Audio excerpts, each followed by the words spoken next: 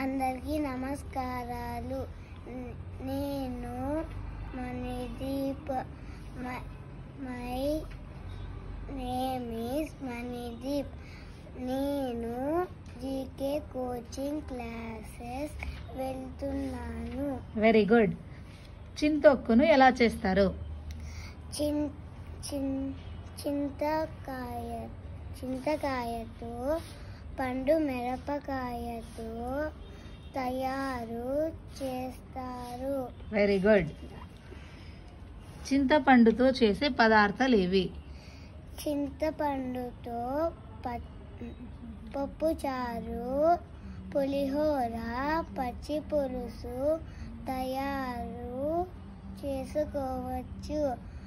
చింతపండు లేకపోతే కూరకి రుచే ఉండదు. Very good.